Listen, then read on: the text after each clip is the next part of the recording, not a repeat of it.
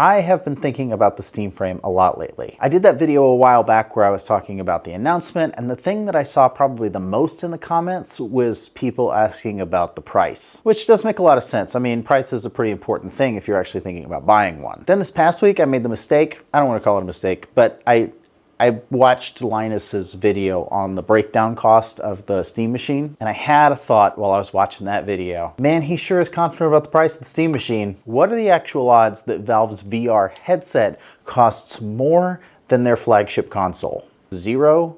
Close to 0? Because I think we know that Valve really does not like selling hardware to loss. And I think that there is at least something that we can learn from what that little living room PC probably costs to build and where it's going to land on price and how that's going to impact the Steam frame and what it costs to build. So in this video, I want to follow the money a little bit, talk about what the Steam machine actually tells us about what Valve thinks about hardware, and most importantly, try to figure out what the frame is actually going to cost and why I think a lot of people are probably wrong about it.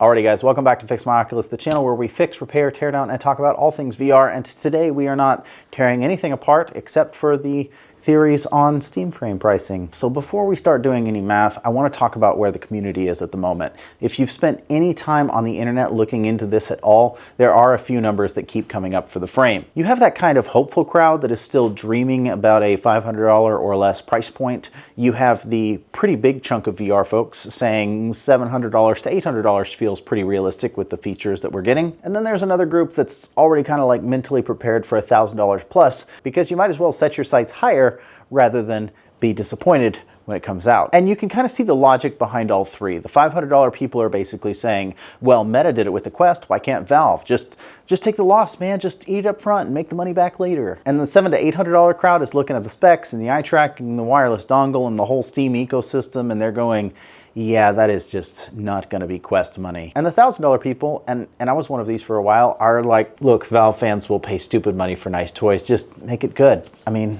it's Valve. So there is already something of a price war going on in people's heads, and it's really Valve's fault that we're all fighting about it, because they could have totally already told us, but I guess it's a strategy. It's marketing for you. I mean, here I am sitting talking about it, and here you are sitting watching it. But if we are going to argue about numbers, we might as well anchor it into something that's kind of real. And the best place to start is probably the hardware that Valve's already put out. Now, just a quick reality check on Valve hardware. They are not Meta, and they do not operate the way that Meta does. They are not out here dropping $299 headsets and eating a giant loss just to dominate the market. Valve is still a private company. They do not have shareholders to appease. There are no earnings calls, and there is no stock price to prop up. They can build their ecosystem and just play the long game. But they also do not seem very interested in just burning big piles of cash to pump up their user base. The Steam Deck is probably the clearest example of how they like to do business. On paper, it launched as this like great value handheld, but every teardown and every bill of materials estimate basically landed in the same place. Valve is pretty aggressive on the price, but they're not lighting money on fire to do it. The Quest 3 is a pretty good example of selling something at cost or at a loss. The component costs on the Quest 3 is about in the $400 range for parts and assembly, and Meta sells it at $499,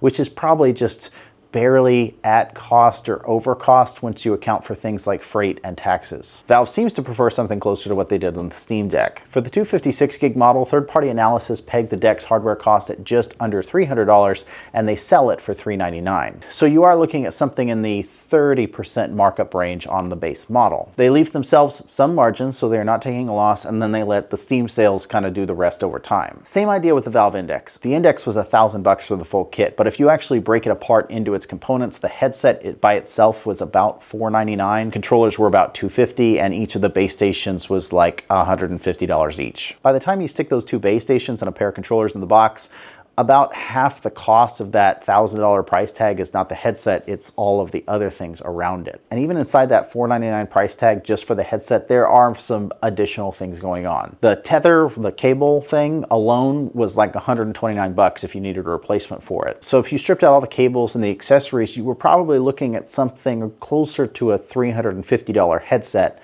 after the markup. And that is important because the frame is almost the exact opposite of the Index kit. It is one self-contained headset and a pair of controllers, and then you've got your dedicated wireless dongle, which maybe costs like $1. So instead of taking that $1,000 index kit number and treating it like some sort of magical minimum cost for what the frame will be, I think it makes much more sense to ask a different question. What is Valve actually willing to spend on a complete living room ready gaming system in 2026, and where does the headset logically land underneath it? So let's talk about the new Steam machine for a second, because this is kind of the whole reason that I started thinking about this. Linus went through and did his whole usual thing, pricing the CPU, GPU, RAM, storage, enclosure, and cooler, and all that stuff. And he seemed to land on a pretty confident guess that Valve can sell that box for around $699 without losing anything on it. I'm not gonna sit here and like redo his whole spreadsheet, but in like normal human terms, you are basically looking at a custom AMD APU that is Steam Deck ready, but desktop and angry. A real GPU class chip that is in the same universe as a mid-range Radeon laptop. 16 gigs of GDDR, a decent SSD, power delivery, case, cooler, all the boring but necessary stuff. By the time he adds all of that up, even in the most optimistic case, he is still talking about a parts bill a little over $600. And it climbs up toward $900 if you try to build it with the same kind of name brand off-the-shelf components that he used in the video. So if Valve manages to put that box on the shelves around $699, maybe $800 at the very top, that tells you that they are making money on each unit. But it is not some sort of huge $500 profit machine. It feels a lot more like the Steam Deck. Modest hardware margin, long tail on game sales. He also did float the idea that Valve might keep the Steam machine price a little higher than they technically have to, just to keep companies from buying like pallets of cheap little PCs and then never logging into Steam. Because the sales of those machines would not actually help Valve if they're just like sitting in a server closet somewhere. A home console user is worth way more to Valve than someone who just throws Windows on it and uses it for work. And that is a point where the Steam frame is different. Nobody is going to buy 2,000 or 10,000 VR headsets for a data center. If you buy a frame, you're probably a human who's very likely to play Steam games. So Valve does not have that same incentive to artificially push the price up to scare away industrial buyers, or at least safeguard themselves from them. One more useful little clue here is that early reports about the Steam frame entering mass production put Valve's target output anywhere between 400,000 and 600,000 units per year. That's approximately the same scale that people estimated for the Apple Vision Pro before they cut production back, and it tells you that Valve is not treating this like a tiny boutique project that is only going to appeal to current Index users, which, by the way, you'd think would be a lot of people, but to the best that I can determine, it's actually less than about 500,000 people just based on the estimates of units sold, which is somewhere between 350K and 400K. Valve seems to be treating this the same way that they're treating the Steam machine. They are buying panels and chips and plastics at very high volume. But altogether, the Steam machine does give us two really big clues. Roughly what Valve is willing to spend on their flagship hardware, and roughly how much margin they are happy to take when the plan is to make money on the software. And I feel like that gives us a really nice ceiling for the frame. It would be incredibly weird for the Steam frame to cost more to build or to retail for more than the Steam machine, especially when Valve has already said that the frame will be cheaper than the Index kit. Now let's talk about the frame for a second. Obviously we do not have like a full teardown yet, but between Valve's own announcement and all of the hands-on coverage, we do have a pretty good outline. You're basically looking at a Snapdragon 8 Gen 3 class chipset, 16 gigs of LPDDR5X unified memory. You've got an SSD in either a 256 or a 1 terabyte option. You've got the LCD panels, which are around 2160 by 2160 per eye with the pancake lenses. Full eye tracking with the inside-out tracking and all of the cameras and sensors that entails. You've got the strap with the battery system on it. You've got the two controllers with the fancy new joysticks. And then last but not least, you have the Wi-Fi 7 PC streaming dongle. If you strip away all of the VR buzzwords, this thing is just like a lot of other standalone units. It's basically an Android phone glued to some lenses and displays with some of the extra silicon sprinkled in for tracking and wireless functions. From a how expensive is this to build standpoint, that's actually really familiar territory. We have a lot of other headsets and phones kind of like it with teardowns that we can look at. The cleanest reference point we have probably is the Quest 3 though. Wells and XR did a pretty detailed teardown on it, and they landed at around $398 just in components, and about $428 once you include things like assembly and testing. When you break that down, the two LCD panels plus the pancake lenses are roughly $130 of that total bill. The cameras and the sensors are a little over $40, and the controllers for both of them is only like $34, $36. On the other end of the spectrum, you have something like the Apple Vision Pro. Multiple firms have put its bill of materials somewhere around $1,500 to $1,600, and roughly $450 of that is just the micro OLED displays. The Steam Frame is definitely not in the Vision Pro territory, but it definitely lives above the Quest 3. So let's take all the components that we know are going to be in the Steam Frame and try to break it up into categories so that we can keep those numbers sort of real and honest. First, we've got the chip. The Snapdragon 8 Gen 3 is not a cheap chip. There's a lot of reports out of the phone world that put it around $200 per chip OEM pricing. So even if Valve negotiates that down a little bit on volume, you are still realistically talking about $160 to $200 of the frame's total cost just going straight into that one thing. Next, we've got displays and lenses. We already talked about the Quest 3's dual LCDs plus pancake lenses. Those landed around $130 in parts. The Steam Frame is using very similar resolution LCDs, very similar lens tech, and they've got a slightly higher refresh rate, but it's nothing that's completely way out there. So for the frame, I think a fair range is probably $130 to maybe $150 on the high end for the whole display and optical stack. Memory and storage are kind of the next category. In smartphones, 16 gigs plus 256 gigs of UFS storage probably is going to cost you about $50 to $70, depending on the contracts and the volume. If you bump storage up to a terabyte, you really only add maybe $30 or $40 to that. So let's just call it like $50 to $70 for the RAM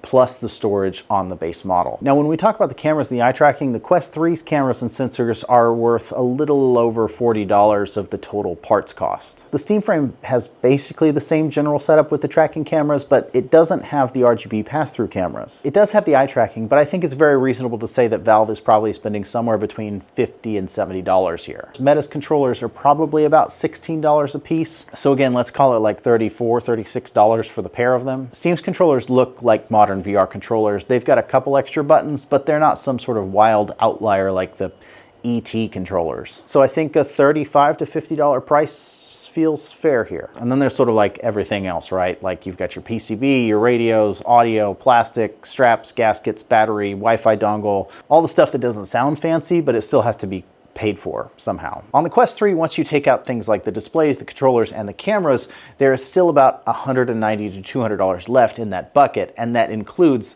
the main Snapdragon processor. For the frame, we have already peeled the Snapdragon out into its own line item, so I think leaving like $80 to $120 for the rest of that like everything else bucket is actually pretty conservative. If we add up the low side of each of those ranges for a 256 gig frame, we're looking at the chip at 160, displays and lenses at 130, RAM and storage at 50, cameras and eye tracking at 50, controllers at 35, and then everything else at, let's call it 80. That puts you at about $505 just in parts. If we add up the high side, we've got the chip at 200, displays and lenses at 150, RAM and storage at 70, cameras and eye tracking at 70, controllers at 50, everything else maybe 120. So you land a lot closer to $660 in parts. Assembly and testing usually add another single-digit percentage on top of that. So in very round numbers, you are looking at something like low to mid 500s on the floor and maybe like high 600s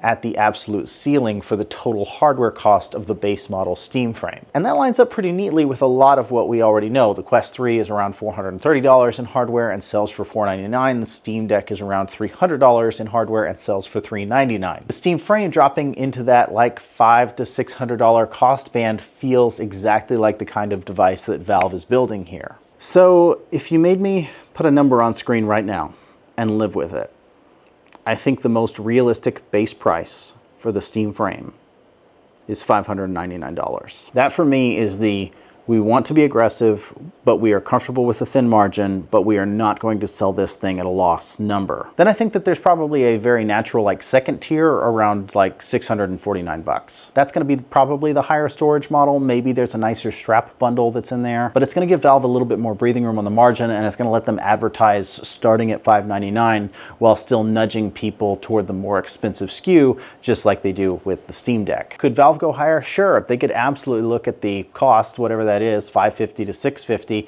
and say, well, we're charging $699. We want that same 30% markup we get on the deck. That would not shock me. Could they go lower? Well, if they plan to sell a lot of them and Qualcomm gives them some sort of sweetheart deal, I guess there is some sort of universe where we maybe see a $549 base model. I just personally would not bet money on it. Once you accept that the frame's hardware cost is probably sitting somewhere in the $500 to maybe low $600 range, and you look at how Valve has historically priced their hardware, the $599 to $649 window hits the sweet spot. It keeps the headset kind of comfortably within striking distance of the Quest 3 audience, but it also keeps it way below things like the Galaxy XR, Apple Vision Pro, Play for Dream, pimax headsets, and even something like the Big Screen Beyond, where price sort of becomes the main talking point for those things. And most importantly, and probably the point of this whole video, it keeps it under the cost of the Steam Machine, which just logically makes sense. And it keeps it well underneath the price point of the old Index kit, which lines up with what Valve has already publicly said. Alrighty guys, that's all I got. I'm kind of tired now. I know that there are probably going to be people in the comments who think that I am way too low or way too high or just completely off base. And that's fine. Tell me what you think the frame is going to cost and why you think that. Bonus points if you actually walk through your own math instead of just throwing out a random number. If you liked this kind of like behind the scenes pricing breakdown and you want to see more of this mixed in with my normal repairs and teardown videos, do me a favor and hit the like button. And if you're not already subscribed, what are you doing? Hit that subscribe button. But anyways, that's really all I got for you guys today. So we will see you on the next one.